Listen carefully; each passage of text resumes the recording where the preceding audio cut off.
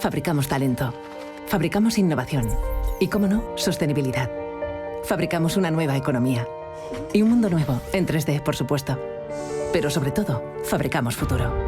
Y es que fabricamos empleo para más de 137.000 trabajadores. Fabricamos oportunidades globales de negocio en un espacio de más de 10 millones de metros cuadrados. Y fabricamos servicios de vanguardia y ventajas competitivas para más de 175 empresas. Consorcio de la Zona Franca. Fabricamos oportunidades para tu futuro. Welcome to D-Factory, the factory that develops talent, technology, innovation, and of course in the heart of Barcelona. After all, D-Factory is consolidating Barcelona as a European capital of development for Industry 4.0, for digitalization, for transformation, creating 1,500 direct jobs and 5,000 indirect jobs in the city, close to the metro, the harbour and the airport. And promoted by the Consorci de la Zona Franca de Barcelona.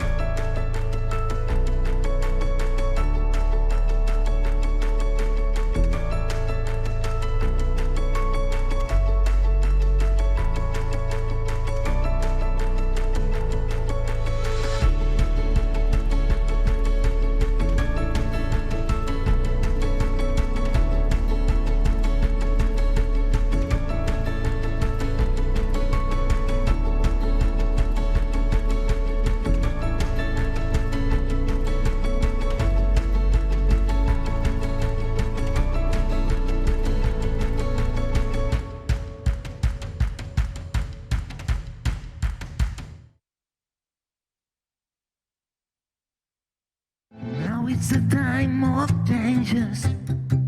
Now is the time to move on. This is the time for solutions. Feel the motion. Be new is born. The enemy, none of you. No one connected to you. The enemy, none of you. Be new will do it for you. This is the time for solutions. Be new is for you.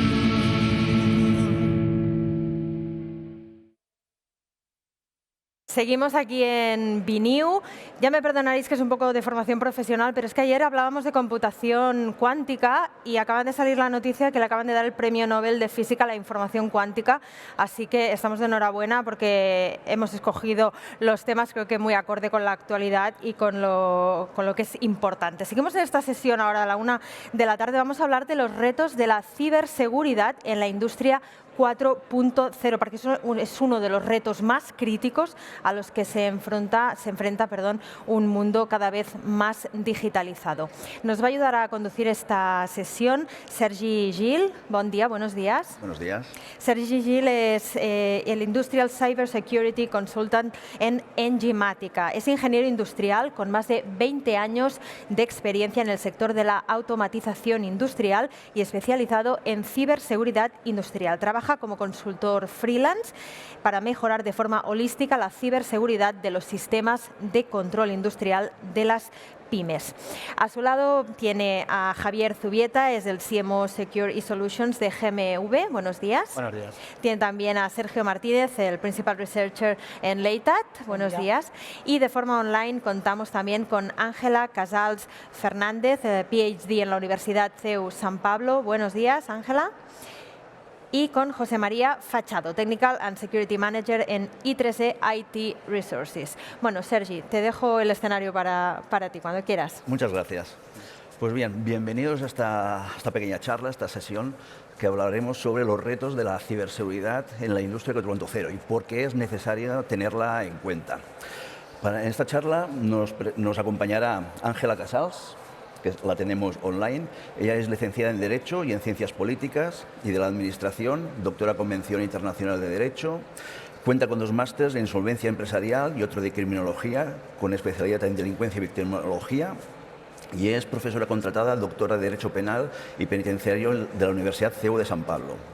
Actualmente, además, es directora del grado en Ciencias Criminológicas y de la Seguridad de la Universidad CEU San Pablo de Madrid. Bienvenida.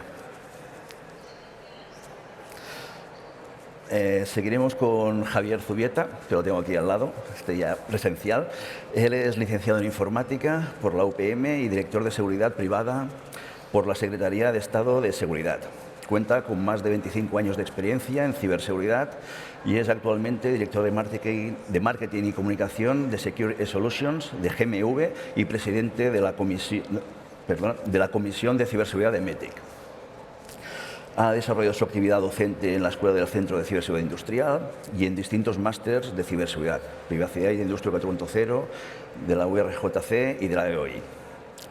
Y también es promotor de la filosofía entendible. Yo lo conocí hace unos años de ahí, intentando explicar qué es esto de la ciberseguridad de una manera entendible. Seguro que hoy lo hará, dará un claro ejemplo de ello. Seguiremos con José María Fachado, que lo tenemos online. Él es director técnico de ciberseguridad en I3E, IT Resources, y lleva más de 36 años en el ámbito tecnológico. Actualmente dirige un equipo especializado en implantación de medidas de ciberseguridad y la concienciación en las diferentes empresas, desarrollando planes de acción para minimizar los riesgos y mejorar los tiempos de reacción. Bienvenido. Y finalmente contamos con Sergio Martínez Navas, aquí a mi izquierda, que es principal researcher en Leitat Technological Center Leitat. Él es ingeniero informático y electrónico, además de un máster en electrónica. Y lleva más de 15 años trabajando en proyectos de investigación relacionados con el desarrollo de sensores, conectividad, plataformas software, incluyendo el liderazgo de proyectos transnacionales. Actualmente dirige el grupo de investigación y desarrollo de sistemas inteligentes en Leitat, con un claro enfoque a securizar objetos e integración en elementos seguros, es decir, orientado completamente a las necesidades de la industria 4.0. Pues bien, si os parece,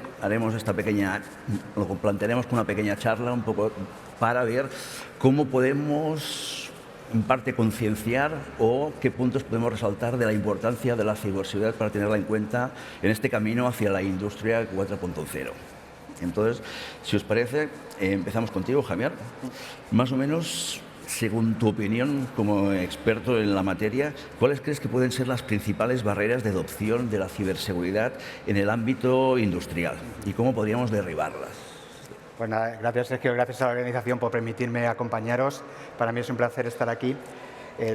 Bueno, tanto la visión que tengo yo dentro de GMV como en el ámbito de la Comisión de Ciberseguridad de AMETIC, creemos que la ciberseguridad en el ámbito industrial está en una senda positiva. De hecho, yo diría que se nos han alineado varios astros.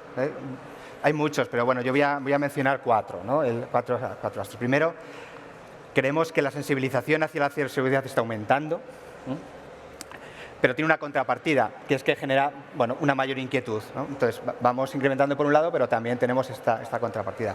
Esto está provocando que un ligero aumento de los presupuestos, que también lo podemos detectar. Lo que pasa es que eso está ocurriendo también en aquellos sectores industriales en los cuales ha habido ya ciberataques, ¿no? Esto nos recuerda a tiempos pasados que si no tenías un problema, pues tampoco le invertías en buscar soluciones. En este caso, si tu empresa ha sido ciberatacada, que seguro que lo ha sido, pues si no ha sido la tuya, pues habrá sido la del vecino y por lo tanto, pues te ponen las pilas, ¿no? Eso también está llevando a una explosión moderada de lo que es el incremento de proyectos alrededor de la ciberseguridad, que normalmente se centran, hay una capa tecnológica quizá más acusada. Esto tiene una determinada contrapartida y es que también está generando un poco de miedo, ¿no? Porque cada vez somos más conscientes de los peligros a los que nos enfrentamos. Cuanto más sabemos, a veces nos retraemos, ¿no? Y luego, por último, también existe un incremento tanto de la legislación como de la regulación en esta materia. Lo que pasa es que también está generando unas ciertas dudas porque no va a la velocidad a la que sería destacable, ¿no? Entonces, también tenemos que ser conscientes en el terreno en el que nos movemos, ¿no? y en el que se mueve la ciberseguridad en el ámbito industrial. Por un lado, tenemos que ser conscientes de que nos movemos en sistemas antiguos. No antiguos desde el punto de vista industrial, sí antiguos desde el punto de vista de la ciberseguridad. conceptos como las actualizaciones, como los parches, todo eso no aplica, o al menos no aplica de la misma manera de la que estamos acostumbrados en el ámbito IT, y esto es bastante, es un hándicap muy importante. Segundo, en el ámbito industrial los fabricantes pesan mucho, por lo tanto digamos las organizaciones industriales, los clientes, por así decirlo, no tienen esa capacidad de movimiento. Porque aparte de que pese el fabricante, pesa las cláusulas contractuales con los servicios existentes. Y esto en ciberseguridad afecta bastante porque no puedes tocar las instalaciones. Y esto, o al menos, no las puedes tocar tal y como estamos acostumbrados en el ámbito IT. Y esto también pues provoca muchísimo retraso, ¿no? Y luego ya por último, y ya dejo paso a mis compañeros, se habla mucho de la convergencia IT y OT. Yo creo que todos estamos hablando de que estos mundos no son tan separados, es una simbiosis. Desde el punto de vista práctico, todavía sigue habiendo mucha diferencia, ¿no?, entre ambos mundos, y, por supuesto, para la ciberseguridad pues también supone un freno. Muchas gracias. Sí, de hecho, en mi día a día lo veo, o sea que realmente hay una diferencia, un gran gap, digamos. Entonces se estima de cerca de unos 10 años que estamos por detrás en OT respecto a lo que es el mundo de IT. Realmente es una problemática. ¿Queréis hacer alguna aportación, Sergio o José María? Bueno, yo por mi lado supongo que saldrá, porque comentando aquí en un café ha salido. Una de las barreras importantes es la formación. Bueno, tenemos un problema evidente de formación, más allá de la concienciación, que creo que también es necesario abordar en algún momento de la sesión de hoy. Perfecto, pues luego seguro que volveremos al tema. José María, ¿estás online? Sí, coincido con todo lo que se ha comentado. El ámbito de la formación es muy importante. Si tenemos falta de profesionales en ciberseguridad a nivel general en el sector IT, un campo tan exclusivo como el de la industria 4.0, el IoT, es más exclusivo todavía, y aún tenemos un déficit de profesionales en este ámbito. Eso es uno de los retos que tenemos que mejorar. Es parte de lo que deberíamos comentar también en esta sesión. Sí, seguro que luego volveremos, porque es un tema complicado, de encontrar personal realmente cualificado y que tenga el doble conocimiento de IT, OT, porque realmente son dos mundos muy diferentes, pero que están obligados a converger. O sea que realmente unos tienen que aprender de los otros y convivir de la mejor manera. Pues muchas gracias. Seguimos. Entonces, con una pregunta para Sergio Martínez, ¿te parece? ¿Consideras que el enfoque actual de la ciberseguridad es suficiente para la hiperconectividad a la que nos estamos enfrentando hoy en día? ¿Cómo lo afrontan esto las empresas? Bueno, yo, bajo mi perspectiva, ¿no?, nosotros en Leitat hacemos proyectos de transferencia tecnológica y trabajamos con diferentes tipologías de empresas. Y uno de los problemas que nos encontramos es que cuando hablamos de ciberseguridad, cuando hablamos de prevención, ¿no?, mitigación, remediación, muchas veces esto se focaliza en un entorno puramente cloud, ¿no? Durante las sesiones de ayer, durante las sesiones de hoy, se ha hablado de valorizar el dato, ¿no?, que el dato tiene mucho valor y que el dato es el core de muchos business hoy en día, ¿no? Pero se habla poco de la generación de los datos, de los dispositivos que generan estos datos. Hace relativamente poco hubo un ataque a una central de Irán, en la cual le cambiaron el firmware a unos controladores de unas refrigeradoras y tuvieron que parar todo el sistema productivo de la central. Y afortunadamente tocaron esto, podían haber tocado otra cosa, ¿no? Y en una ciudad americana, pues también unas pruebas de coche autónomo, pues resulta que estos coches operaban en un momento determinado y convocaron una manifestación espontánea, ¿no? Según el servicio de la empresa, hubo un problema técnico, ¿no? Pero bueno, resulta que los taxis pues autónomos se manifestaron, ¿no? Entonces yo creo que sí que tiene que haber una perspectiva de intentar securizar el objeto, el asset, ¿no? El Internet of Things. Por un lado tenemos Internet, por el otro lado tenemos las Things, pero a la hora de la seguridad hay poco conocimiento o poca perspectiva de las Things. En este aspecto, pues el uso de Secure Elements, el uso de tecnologías cuánticas, que también salió ayer, pues pueden ayudar mucho a securizar no solamente mi plataforma, sino quién accede a ella y sobre todo los, comillas, ataques de falsa bandera, ¿no? ¿Qué pasa si te envío un valor que no es? ¿O qué pasa si yo me suplanto la identidad de otro. Y luego, para finalizar, ¿no?, hay uno de los ataques principales, que son los ataques de denegación de servicio, ¿no?, que básicamente es que la plataforma software te la tumban, se cae y pierdes dinero y pierdes reputación, que a veces es peor la reputación que el dinero, ¿no? Y en este aspecto, una de las cosas que hay ahora que es tendencia son los ataques distribuidos, en los cuales en multitud de dispositivos conectados que tenemos en nuestra casa, pues instalan un malware y este se dedica a formar parte de este ataque, ¿no? Entonces, aplicar herramientas que consigan securizar el nodo, que consigan securizar la fuente de datos, yo creo que es algo que deberíamos también incluirlo dentro de las herramientas típicas, forenses o no, que hay hoy en día, que están muy focalizadas a ordenadores, muy focalizadas al cloud, pero hay poco focalizado en el dispositivo en sí mismo. Muchas gracias. De hecho, es una problemática realmente. Si lo pensamos fríamente, la tendencia que tenemos a conectarlo todo, incluso a nivel doméstico, y no somos conscientes de los peligros que estamos introduciendo, que puedan utilizar un dispositivo de IoT para hacer el salto a otros dispositivos más inteligentes. ¿Qué opinas, Javier? Yo creo que esto forma parte de las leyendas urbanas, ¿no?, del ámbito industrial con respecto a la ciberseguridad. Yo os puedo mencionar tres que se me vienen a la cabeza para esta sesión. La primera es la del sistema específico, ¿no? Digamos, la organización industrial considera que sus sistemas son tan específicos que un hacker desistiría en atacarlo. Acaba de mencionar Sergi lo que pasó con la central nuclear iraní, en el ataque Stuxnet, que ocurrió en el año 2010 y fue el verdadero punto de inflexión con respecto a esto y que desmontó perfectamente ese mito, ¿no? El segundo mito es, no, un momento, mi instalación industrial está totalmente desconectada de Internet. Esto ya era totalmente falso antes de la llegada del Internet of Things. Pero ya con la mezcla de nube ya, dejémoslo, vamos, por supuesto nos olvidamos, ¿no? Pero no solo era eso, es que ¿qué sucede cuando viene tu mantenedor de toda la vida con una llave USB y lo conecta en tu dispositivo de campo, ¿no? Ahí, fijaros, no hace falta que esté conectado, ¿no? Ahí ya tienes ese punto.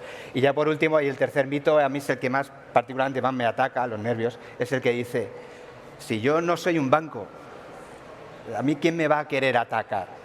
¿No? Yo no tengo nada valioso. Hombre, por favor, primero te tiene valioso tu negocio, pero es que segundo, te puede llegar a atacar la persona que tienes dentro. Entonces, sobre los insiders hay multitud de literatura y multitud también de cronología que podríamos hablar, y en el ámbito industrial está a la orden del día. Sí, totalmente de acuerdo. Y si sumamos a esto el tema de a nivel de los ataques a través de proveedores, o sea, la cadena de suministro hoy en día realmente, o sea, alguien para atacar a un grande, por ejemplo, lo hará posiblemente a través de los pequeños suministradores que tienen acceso remoto muchas veces, sin unas medidas de seguridad tan elevadas como puede tener otra empresa. Perfecto. A nivel Sergio Martínez, ¿tienes algún comentario al respecto? No, totalmente de acuerdo. Perfecto. Pues un caso relacionado así un poco con este tema de las problemáticas y de las auditorías a nivel de qué somos, a ver la problemática que podemos tener. Tengo una pregunta para Ángela.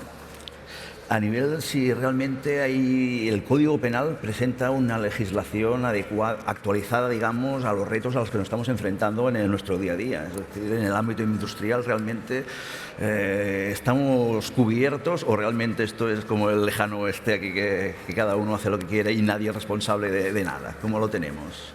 Bueno, lo primero, muy buenos días y muchas gracias por contar conmigo. He estado escuchando todas vuestras cuestiones y ahí vamos a la parte jurídica, ¿no? Si realmente los ataques a la ciberseguridad están protegidos. Ya tenemos, el Código Penal sí que se ha adelantado, pero como muy bien decía antes Javier, a veces vamos con retraso, tenemos delitos de intrusismo informático, de interceptación informática, y lo que estabais hablando de esta que es la protección, no soy un banco, ¿no? Y ¿por qué me van a querer meter a mí en cualquier berenjenal de estos? secretos, ¿cómo que no? Al final es el descubrimiento y revelación de secretos de cualquier tipo, sea en ámbito industrial o sea en ámbito personal. Hablabais incluso de todos nosotros, ¿no?, que estamos al final conectados de muchas maneras en el ámbito cibernético, y cuanto más sabemos, como muy bien decía Javier, al final más buscamos maneras de prevenir posibles ataques, ¿no?, que al final todos estamos predispuestos a ello. De hecho, desde el inicio de la entrada en la pandemia, a nivel usuario ha sido a lo bestia, y a nivel legislativo se ha dado cuenta de que industrialmente necesitamos más reforzamiento. Es verdad que el legislador ha tenido una parte muy buena, que ha sido convertir esos llamados actos preparatorios, lo que decíais de poder meter cualquier tipo de virus o intentar tener un tipo de programa que no proteja totalmente y que estemos buscando pues acceder a datos confidenciales o sensibles de una empresa, por ejemplo. Esto el legislador ha decidido convertirlo directamente en delito, para que se vea de la importancia de los ataques a la ciberseguridad. Yo creo que es que además estamos en la era del momento de no solamente hablar del ámbito delincuencial, sino de la prevención. Yo muchas veces en clase, cuando hablo con los másteres, siempre les digo la parte preventiva y deontológica. Lo mismo que no realizaríamos algo en ámbito físico, qué ocurre en el ámbito de la ciberseguridad, y aquellos que luego son profesionales de ello y cómo van a hacer el actuar. Porque, reitero, no será un banco, pero será algo que sean datos sensibles que indudablemente se tengan que proteger.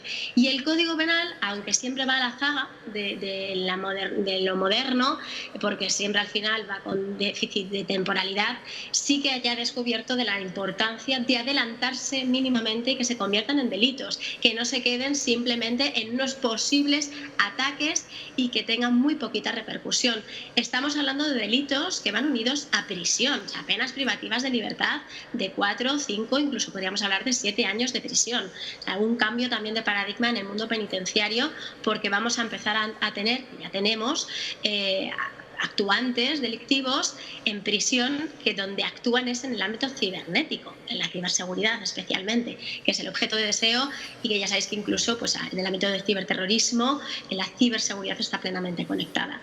Así que con tu pregunta, necesitamos seguir avanzando, necesitamos seguir teniendo una legislación más pareja con lo que la industria pide, y sobre todo porque esto ya es imparable. Vivimos en la convergencia del mundo físico con el ámbito del cibernético, y ni qué decir en las empresas, ¿no?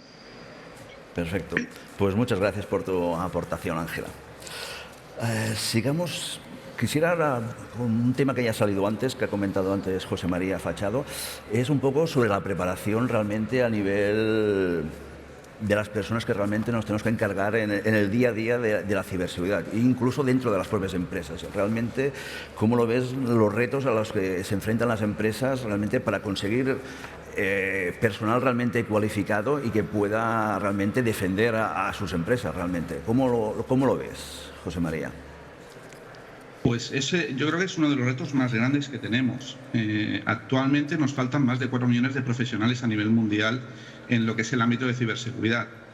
Y esto, como decía antes, impacta mucho en el tema de la industria 4.0 porque es más especializado todavía. Se debería aumentar la fuerza laboral en el ámbito en un 145% para poder hacer frente al aumento de industrias digitalizadas o automatizadas. La falta de diversidad en este campo también es bastante grave. Solo el 25% de los trabajadores en este ámbito son mujeres.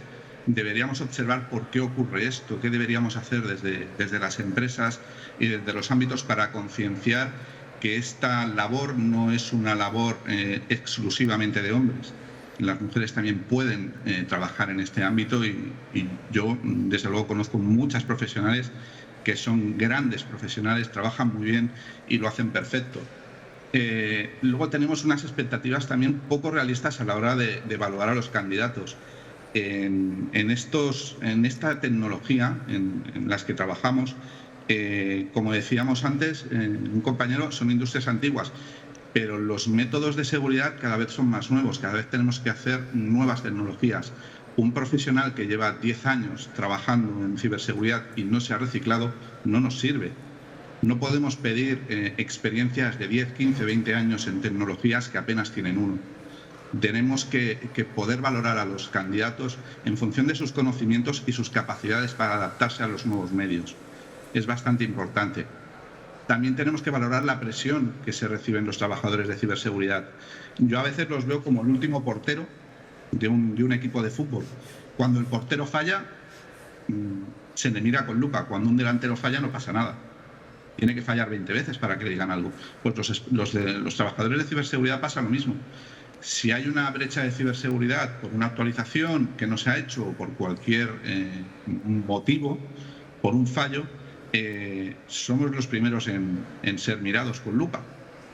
Y eso ejerce una presión sobre los profesionales que hace que más del tercio de los profesionales piensen en cambiar de ámbito de trabajo.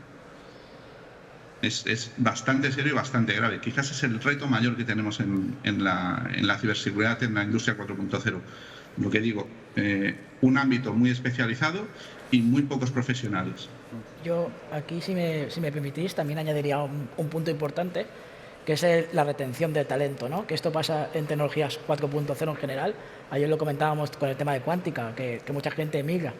Y aquí también pasa, ¿no? Que dedicas tu inversión, formas a la persona y luego, pues, por tejido investigador, por financiación de las empresas, por modelos de negocio, muchas se te acaban yendo fuera de Europa porque tienen proyectos mucho más interesantes. Es decir, no solamente tenemos problema de adquisición, sino que una vez que los adquirimos, tenemos problemas de retención. Por lo tanto, tenemos que volver a empezar la rueda y esto hace que haya países que aparentemente estén mucho más desarrollados que nosotros. Sí. Vamos, yo de hecho en aquel evento que tengo la oportunidad de meter la cuña la meto, y este también lo es. Yo os animaría a todos y a cada uno que estéis aquí y que nos está viendo a través de la plataforma, que animarais a los jóvenes a estudiar carreras STEM. Ayer salió el informe de la OCDE con respecto a todo esto y solo el 6% de los jóvenes en España estudian una carrera STEM. ¿Qué pasa? Que siempre te lo ponen con el dato de la empleabilidad, y hablaban de una empleabilidad del 88%. En el caso de la ciberseguridad, como se acaba de mencionar, no estamos hablando del 88%. No, es que tenemos déficit. A que solo sea por la practicidad de la empleabilidad, por favor, animar, porque es que nos hace falta a todos. Sí, totalmente de acuerdo. Son muy difíciles, pero animar a que se haga. Perdóname que quiero también contestar a todo eso. Adelante. Javier, una parte de fondo está en la parte educacional, porque muchas veces esto ya a partir de una cierta edad creas expectativas, creas interés, pero cuando son jóvenes, yo pues vivo en el ámbito docente universitario, te das cuenta de que a esa hora, cuando empiezan a ver cuestiones de ámbito cibernético que les interese, pero te encuentras con una parte educativa donde es que ni se lo han planteado.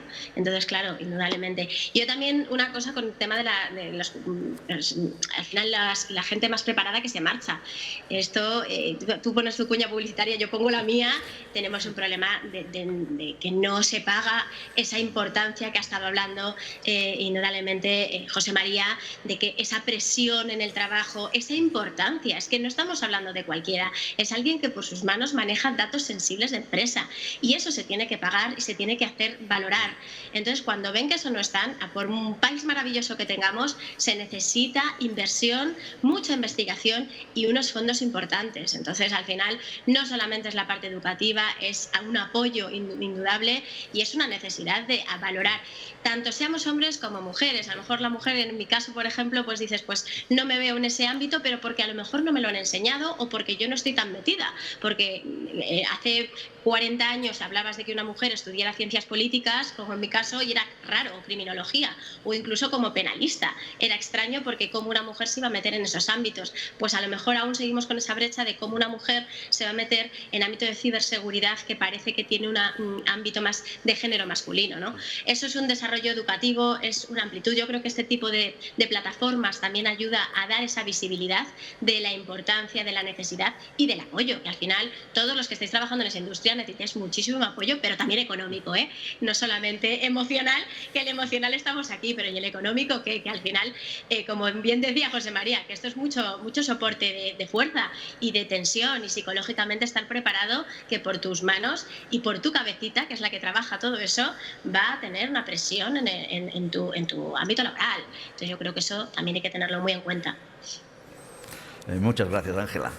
Pues bien, relacionado con este tema así de la formación y la concienciación a nivel de la ciberseguridad, yo os quería lanzar una pregunta genérica así a todos. ¿Cómo lo veis bajo vuestra experiencia si realmente las empresas son conscientes de que yo mismo lo encuentro muchas veces ahí cuando voy a hacer consultoría, que todavía existe la creencia de que esto de la ciberseguridad es cosa del departamento de informática, de IT, sobre todo en el lado industrial, y que realmente pues es eso se encarga de alguien y el resto pues prácticamente no tienen nada que hacer? Realmente yo diría que, ahora si un caso, empezamos por ti, Javier, también como formador, ¿cómo concienciamos realmente a las empresas de que realmente esto es una oportunidad de negocio también? Pues yo lo suelo resumir con que en el ámbito industrial la inversión en ciberseguridad tiene un retorno de inversión cuantificable.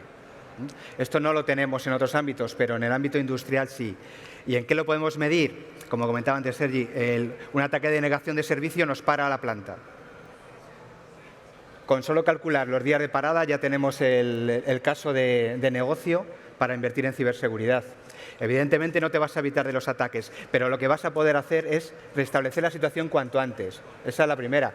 Pero la segunda, cuando ya se va a hablar de dinero, me tengo aquí apuntados ciertos datos que se pueden utilizar. Es que yo animo a utilizar los datos económicos siempre que se hable de ciberseguridad. ¿Y en qué? Pues vamos a ver. La naviera Maersk en el 2017 tuvo el ciberataque que fue tan famoso en la época, 2017, esto ya parece ya antes de la pandemia, fijaros, 255 millones de dólares declarados en pérdidas. Está en la noticia, los podéis ver perfectamente. Pero es que el ataque de Colonial del 2021, que provocó que la administración Biden hiciera la orden ejecutiva para toda la parte de la cadena de suministro, ransomware y demás, aquí tenemos los datos. Chantaje de 4,4 millones de euros, chantaje de tipo ransomware, de los cuales pudieron bloquear 2,3, o sea que algo recuperaron. Multa de 1 millón de euros por negligencia, por no tener los sistemas de ciberseguridad como deberían de tener, y todos los días de parada, el tiempo de parada que no se ha publicado. Así que yo creo que la mejor manera de concienciar en este momento, sobre todo arriba, que es cuando siempre nos quejamos, es que no nos hacen caso los de dirección. En el ámbito industrial podemos acudir al dinero. Sí, sí. Es un factor que muchas veces se considera esto de la ciberseguridad como un coste, un gasto innecesario. Total, si no ha pasado nunca nada, ¿por qué va a pasar ahora? Y realmente no somos conscientes de que a diario somos atacados. La pregunta no es cuándo seremos atacados, sino cuándo tendrá éxito ese ataque. Y lamentablemente esperemos que tarde mucho, pero realmente vamos para allá. ¿Alguno? Sí, yo por mi lado, yo estoy en un sector totalmente diferente a mis compañeros, ¿no? Yo estoy en investigación, en transferencia, y muchas veces pues, nos encontramos que vienen startups, medianas empresas y en ocasiones grandes empresas que quieren hacer un producto, un proceso nuevo para su modelo de negocio. Entonces, lo primero que te piden es que sea operativo. Entonces tú le dices, pero tienes que poner capas de ciberseguridad, que si no, esto no va a ser industrializable. Y te dicen, no, es que no tengo presupuesto. Entonces yo quiero primero que sea operativo, que me demuestre que esto funciona, y que una vez que funcione, entonces yo ya le añado la capa de seguridad, ¿no? Y al final muchas empresas, sobre todo aquellas que tienen unas necesidades mucho más apremiantes de llegar al mercado, te llegan al mercado con parches sobre lo que has hecho. Que al final el parche es una capita al final que, bueno, intento poner una encriptación, intento poner una autenticación, pero no adoptan la seguridad por diseño. Y muchas veces dentro de las facetas, ¿no? La prevención, la mitigación y la remediación, muchas de estas empresas, la parte de prevención se la obvian, ¿no? Y dicen, bueno, pues ya si me atacan, ya actuaré. Y creo que es súper importante que todo el mundo tenga la seguridad por diseño, ¿no? El security by design, que es a veces algo que se nos olvida y es primordial introducir las capas de ciberseguridad en etapas tempranas de concepción y desarrollo. Sí, sí, sí. Y con los ahorros lo vemos como un gasto, pero realmente cuanto antes adoptemos la ciberseguridad, más ahorraremos, porque realmente solventar algún problema cuando ya está en producción, pues realmente los costes se disparan, pero muchísimo. Ángela o José María, ¿queréis comentar alguna cosa al respecto? Sí, yo creo que también nos olvidamos, en la industria 4.0, en el ámbito de ciberseguridad, nos olvidamos también de la seguridad pública. Nadie se plantea por qué un policía lleva un arma. Pero obviamos casos como el de un pueblo de Florida en el que accedieron remotamente a un ordenador, empezaron a variar datos y por poco envenenan a 15.000 personas. La seguridad pública también está dentro de este ámbito. Los gobiernos tienen que aumentar la inversión y tienen que dar más apoyo para toda esta seguridad. La industria 4.0 impacta directamente en la seguridad pública, en la seguridad de las personas. Antes comentábamos el coche autónomo hackeados y una manifestación de coches autónomos. Un oleoducto que fue totalmente parado y dejó sin suministro a prácticamente a Estados Unidos. Afecta a la seguridad pública y eso afecta de una manera grave y alarmante. Los terroristas cibernéticos los tenemos en las puertas. No pedirán rescate. No pedirán rescate. En Charlie Hebdo no pidieron rescate. En la Rambla tampoco. Entonces, tenemos que conseguir que los gobiernos, aparte de legislar, apoyen a estas enseñanzas, a esta formación, a esta visión de la ciberseguridad. Los responsables de ciberseguridad somos la policía de Internet prácticamente y no recibimos el apoyo debido. No se nos ve de esa manera. Sí, sí, totalmente de acuerdo. Relacionado con todo esto un poquito, vamos ahora a ponernos en el caso ya de cuando ha sucedido, hemos tenido un incidente, y que tenía una pregunta para Ángela, porque realmente es cuando entramos ya con las pericias, pruebas periciales y demás, realmente, ¿a qué retos tiene la prueba pericial científica en este tipo de ataques? Es decir, de cara a la ciberseguridad, a la hora de probarlos en un juicio, ¿realmente es factible o cómo lo tendríamos que hacer? ¿Cómo lo ves, Ángela? Ahora te voy a contestar esa pregunta, pero quería hacer también, por lo que ha dicho José María, un apunte muy bueno que él ha hablado de la seguridad pública, y es algo que ya se está barajando el legislador, crear una ley orgánica pura de seguridad en el ámbito cibernético. Pura como la Ley de Seguridad Ciudadana, la 4/2015, que hemos tenido todos aquí, casi sin ser expertos, porque con el coronavirus, con la pandemia, ha sido la ley recurrente, ¿no? El miedo atacante. Y es que ahora la sociedad no solamente vive con el miedo del día a día de que me van a poder robar, que van a poder agredirme sexualmente o lo que sea, sino también con el miedo en el ámbito cibernético, de que yo voy a hacer algo X muy básico como individuo y me pueden atacar. Pero no solamente eso, lo que estabais diciendo, como empresa, que es que hoy en día es una posibilidad de ataque masivo y que se debe de invertir indudablemente.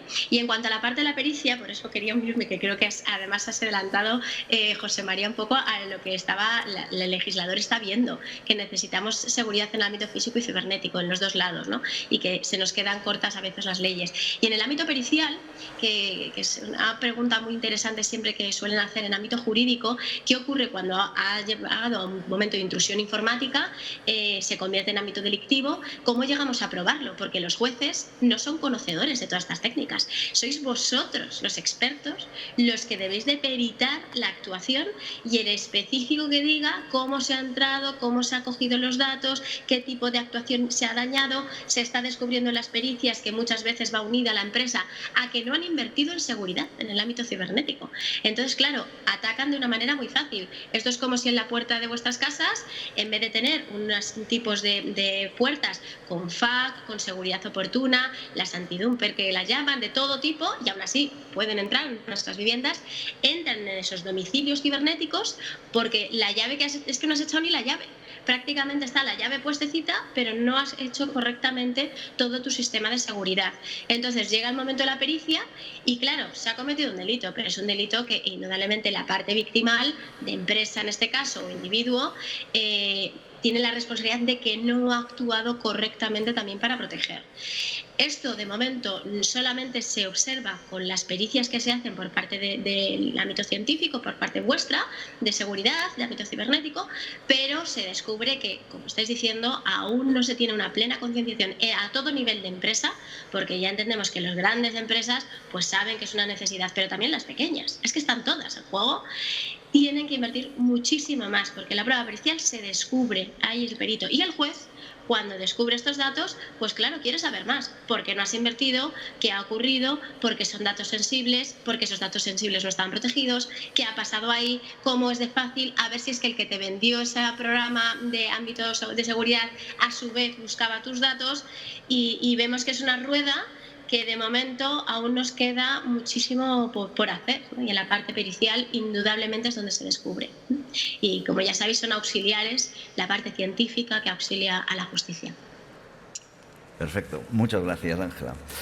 Y ya estamos llegando a la recta final de esta pequeña charla. Y ahora quisiera hablar un poco para ayudar a los empresarios, digamos, que se plantean esto de la ciberseguridad y demás. Claro, siempre hablamos de que tenemos unos recursos limitados y demás. Según Javier, te la centramos hacia ti. ¿Cuáles crees que serían los candidatos, digamos, mejores, las mejores inversiones a nivel de ciberseguridad que podrían plantearse las empresas para empezar, digamos? Alguien que empiece, ¿qué tendría que tener en cuenta? Bueno, los presupuestos por definición son escasos. Y imaginemos que solo tenemos 2 euros para invertir en ciberseguridad, ¿no? El primero yo lo invertiría en solucionar la vulnerabilidad humana y el segundo en la vulnerabilidad tecnológica. ¿Esto de qué va? Con respecto a la vulnerabilidad humana, siempre tenemos que acudir a que hay que concienciar más y hay que capacitar mejor. Bueno, con respecto a la concienciación, los de ciberseguridad siempre acudimos al miedo, a la amenaza, parecemos Freddy Krueger y en el momento en el que sacamos el guante ya la gente desconecta con nosotros, porque ya viene este a meterme miedo. Por supuesto no se trata para nada de eso. Yo soy mucho más partidario de que exista una concienciación que vaya de arriba abajo, como pues a través del establecimiento de hábitos ciberseguros que empiecen desde el dueño de la compañía, desde el consejo de dirección o desde la punta de la pirámide, a través de hábitos y que los demás lo vean y que lo mimeticen. Yo ya con eso ya me conformaría. Y con respecto a la capacitación también solemos cometer un error que es lo de, bueno, vamos a nuestros compañeros, a nuestros empleados, le vamos a pasar por un programa de formación, ¿no? Horas hombre, de ciberseguridad, y ahí aparece otra vez los miedos, la no sé qué, y la gente desconecta. Yo iría más a por una cosa más divertida, gamificación, si se me permite, u otro tipo, ¿no?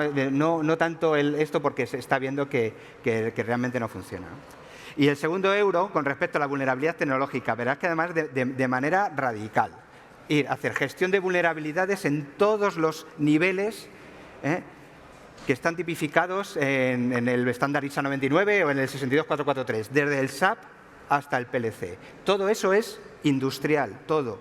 Solo que uno está instalado en un sitio y otro está instalado en otro. Ir a buscar vulnerabilidades, identificarlas, saber cómo gestionarlas y solventarlas, solucionarlas allí donde se pueda, y si no, lo metemos en la parte de análisis de riesgos para que en los ciclos de mejora continua se puedan solucionar.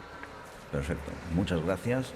Estamos ya al límite de tiempo. ¿Alguna pequeña aportación por parte de alguno, como un tip? Y si no, pues me parece que ya simplemente eso, aconsejar a todo el mundo que nos está oyendo, pues que realmente que el factor humano es esencial. Gran parte de los ciberataques empiezan por el factor humano y si realmente mejoramos simplemente con unas buenas prácticas y una concienciación general, podríamos mejorar muchísimo la ciberseguridad y con poca inversión. Pues muchas gracias. Muchas gracias a vosotros por esta sesión. Ahora lo que vamos a hacer es una pequeña pausa, bueno, no tan pequeña, tenemos un par de horitas para comer. Volvemos a las 4 y vamos a hablar de Big Data y de inteligencia artificial. Hasta ahora. Gracias. Gracias a vosotros.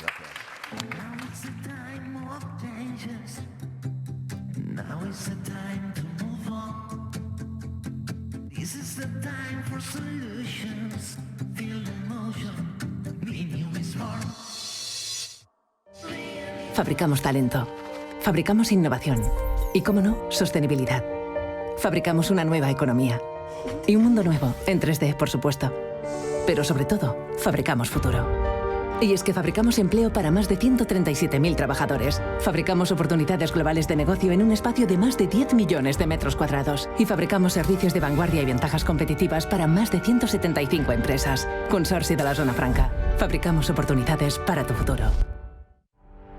Welcome to D-Factory, the factory that develops talent, technology, innovation, and of course in the heart of Barcelona. After all, D-Factory is consolidating Barcelona as a European capital of development for Industry 4.0, for digitalization, for transformation, creating 1,500 direct jobs and 5,000 indirect jobs in the city, close to the metro, the harbour and the airport.